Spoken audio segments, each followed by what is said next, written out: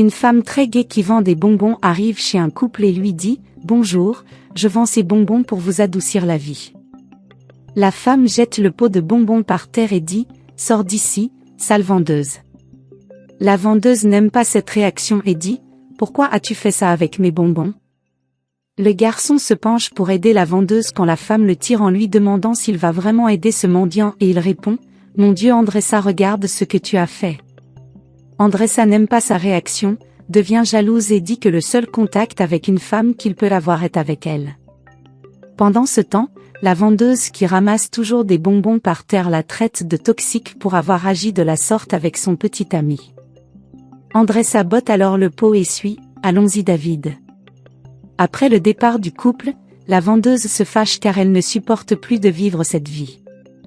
À ce moment, elle voit un homme, alors elle se lève de terre et va vers lui. « Salut jeune homme, comment vas-tu?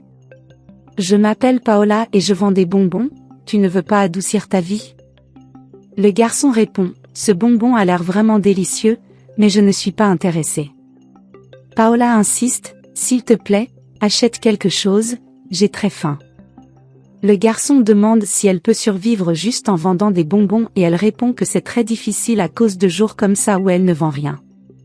Le garçon propose alors « J'ai un moyen de t'aider, j'avais une bonne à la maison et elle a été virée, si tu veux tu peux y travailler, mon frère et moi vivons dans la maison. » Paola est très contente et la remercie. Le garçon explique alors qu'il pourra payer un salaire, un logement et de la nourriture, elle demande quand elle peut commencer et il le dit tout de suite.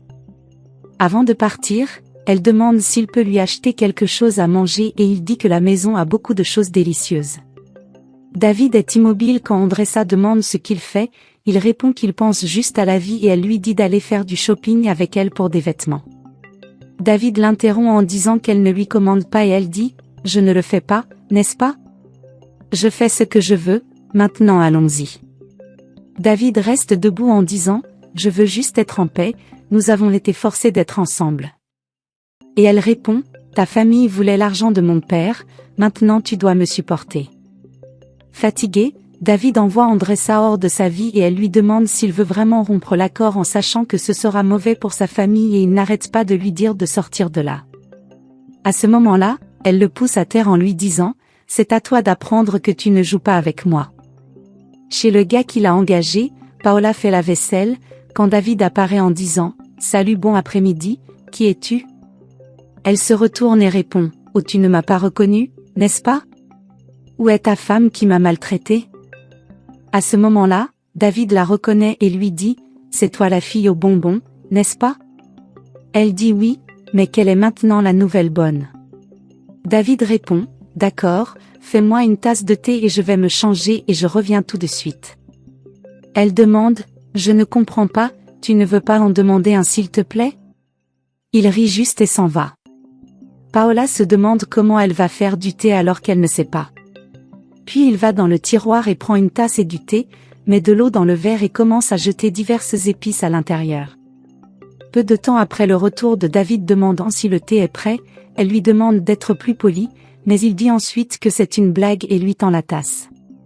Quand il met le thé dans sa bouche, il le recrache, mouillant toute Paola qui était juste devant lui et dit « Ce thé est horrible. » Paola n'aime pas être toute sale et dit « J'ai fait comme les instructions sur la boîte.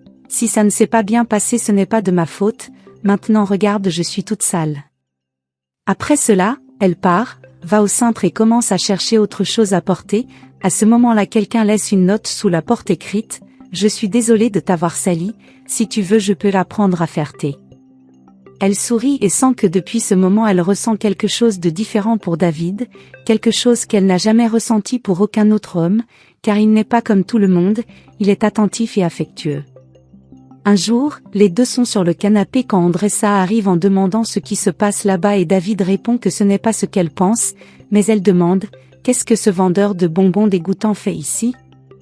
À ce moment-là, Paola se lève et lui dit de parler correctement, mais Andressa continue de l'insulter et dit que c'est David qui lui doit satisfaction là-bas, il dit alors « Je ne te dois satisfaction pour rien, je ne sais même ce que tu fais ici. » Andressa dit qu'elle veut juste que cette vendeuse parte et David dit « Pourquoi partirait-elle si c'est mon frère qui l'a embauchée pour travailler ici ?» Paola le confirme en disant qu'elle ne va nulle part et Andressa dit « Je m'en fous, David et son frère sont deux pauvres ». À ce moment-là, le frère de David arrive et demande « Pouvez-vous s'il vous plaît quitter ma maison ?» Andressa dit alors qu'elle ne savait même pas qu'il était là et insiste pour que Paola s'en aille et il répond « Tu n'as pas le droit de parler d'elle comme ça, j'ai déjà parlé à tes parents, l'accord est terminé. » Andressa dit que ce n'est pas possible car ils ont déjà dépensé son argent et Paola lui dit de partir bientôt. Irritée, Andressa commence à envoyer des messages sur son téléphone portable, tandis que Paola demande aux frères de la laisser frapper Andressa et ils acceptent.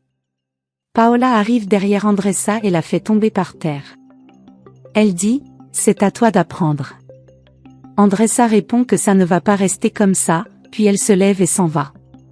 Paola retourne vers les garçons en disant qu'elle peut retourner travailler maintenant quand le frère de David dit « Je sais que vous sortez ensemble ». Et David répond « Nous n'en sommes pas encore là, mais si ça ne tient qu'à moi,